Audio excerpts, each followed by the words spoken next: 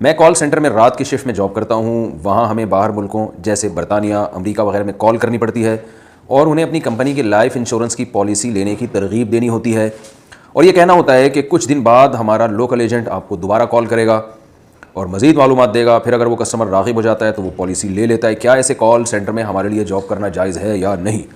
جناب حمزہ صاحب اسلام آباد سے، یہ جاب جائز نہیں ہے کیونکہ بیمہ پالیسی انشورنس پالیسی یہ تمام علماء کے نزدیک حرام ہے، ناجائز ہے. اس کے حرام یا ناجائز ہونے کی وجوہات کیا ہیں میں دوسرے کلپ میں ریکارڈ کروا چکا ہوں. یہ جوا بھی ہے، سود بھی ہے، غرر بھی ہے. اس میں لوگ اپنی رقم داؤ پہ لگاتے ہیں کسی کی موت کے ساتھ کہ وہ مر گیا تو پیسے ملیں گے، نہیں مرا تو آپ کی رقم ڈوب جائے گی. اور بعض دفعہ آپ کو سود کی بیس پہ پیسہ ملتا ہے. تو اس طرح کی جو غیر یقینی خرید و فروخت ہوتی ہے جس میں غرر ہو یا اپنی رقمیں داؤ پہ لگائی جا رہی ہوں تو یہ قمار کہلاتا ہے. تو یہ ایک بزنس ہے، یہ باہمی تعاون نہیں ہے. باہمی تعاون تو وہ ہوتا ہے جو آپس میں جو مختلف قسم کی یعنی لوگ جو ایک کمیونٹی بناتے ہیں کہ سب لوگ اس میں کسی بھی غریب کے ساتھ مل جل کے تعاون کریں گے، چاہے اس غریب نے پیسہ لگایا ہو یا نہ لگایا ہو، وہ رقم داؤ پہ نہیں لگا رہا ہوتا. تو اس قسم کی جو مختلف قسم کی کمیونٹی بنی ہوئی ہیں، اسی طرح کی کمیونٹیز جو ہیں ان کو فروغ دینا چاہیے کہ اگر کسی کے ساتھ حادثہ ہو تو سب اس کے ساتھ تعاون کریں.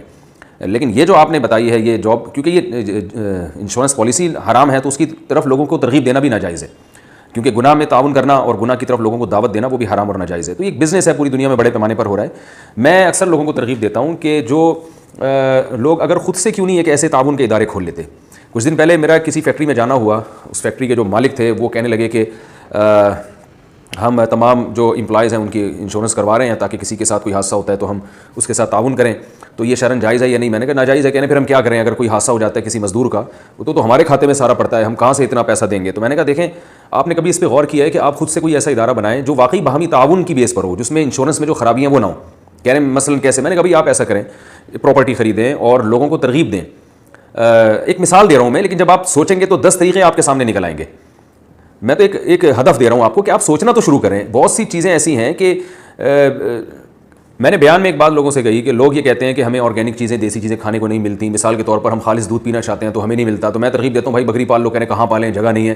بھائی آپ غور کریں گے نا، بیٹھ کے سوچیں گے، 8-10 لوگ آپ بیٹھ کے سوچیں کہ یار اور بھی تو 8-10 ایسے محلے میں لوگ ہوں گے جو میری طرح چاہ رہے ہوں گے کہ ہم خالص چیزیں کھائیں.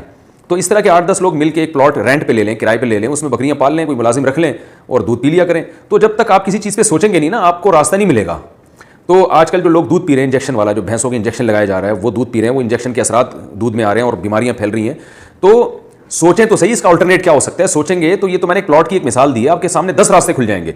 میں نے ایک صاحب کو ترغیب دی کہ بھائی 8-10 لوگ مل کے ایک پلاٹ رینٹ پہ لیں، اپنے جیسے 8-10 لوگ تلاش کریں. کہنے کہاں سے ملیں گے؟ میں نے کہا یہ بھی سوچیں پہلے کہ کیسے ملیں گے. تو جب اس پہ سوچیں گے تو آپ کے سامنے 10 راستے مل جائیں گے آپ کو انشاءاللہ، کہ آپ جیسے اور بھی بہت سے لوگ ہوں گے جو ان مصنوعی چیزوں سے تنگ آ چکے ہیں اور کیمیکل والی چیزوں سے بیزار ہو چکے ہیں. تو خریدیں، ایک پلاٹ خرید لیں یا رینٹ پہ لے لیں اور بکریاں پالیں اور اس میں جو ہے نا وہ میں نے کہا دودھ پیے بھی اور پیکنگ کر کے دودھ بیچیں بھی، آپ کا بزنس بھی ہوگا. تو وہ بڑے حیران ہوئے. تو اس طرح بہت سارے راستے مل سکتے ہیں. یہ تو ایک میں نے بتایا آپ کو. اگر یہ سوٹیبل نہیں ہے تو سوچیں کوئی دوسرا راستہ نکل آئے گا. تو ایسے ہی ہمیں چاہیے کہ ہم اپنے خاندان میں اور اپنی برادری میں ایسی کمیونٹیز بنائیں کہ بھائی دیکھو کسی کے ساتھ بھی کسی بھی وقت حادثہ ہو سکتا ہے تو ہم سب نے مل کے اس کے ساتھ تعاون کرنا ہے. اس کے لیے ہم ایک فنڈ قائم کرتے ہیں، ایک باکس قائم کرتے ہیں، اس میں سب لوگ چندہ کیا کریں اور اس کو ہم پھر اسے بزنس میں بھی لگا سکتے ہیں، اس سے کوئی پراپرٹی بھی خرید سکتے ہیں اور اس سے ہم کوئی دکان بھی خرید سکتے ہیں رینٹ پر. اور جو اس کا رینٹ آئے گا وہ جمع ہوتا رہے گا اور ان اصول اور ضوابط کے تحت اس رینٹ سے ہم لوگوں کی مدد کریں گے. تو کچھ بھی کیا جا سکتا ہے. تو فیکٹری کے مالکان بھی اپنے مزدوروں کے لیے یہ کر سکتے ہیں. اس کا فائدہ یہ ہوگا کہ اس میں آپ جیسے چندہ دیں گے نا تو مزدور خود بھی بڑھ بڑھ کے چندہ دیں گے اور وہ ثواب سمجھ کے دیں گے کہ یہ ایک ثواب ہے جس میں ہمارے ہی کسی بھائی کے ساتھ تعاون ہوگا اور جب لوگوں کو پتہ چلے گا تو لوگ بھی دیں گے اس میں. تو یہ اس میں برکت ہوگی انشاءاللہ. تو اپنے آپ کو یہ انشورنس اور بیمہ پالیسیوں کا جو ایک حرام بزنس ہے اس کی مصیبت سے اپنے آپ کو نکالنے کی کوشش کریں.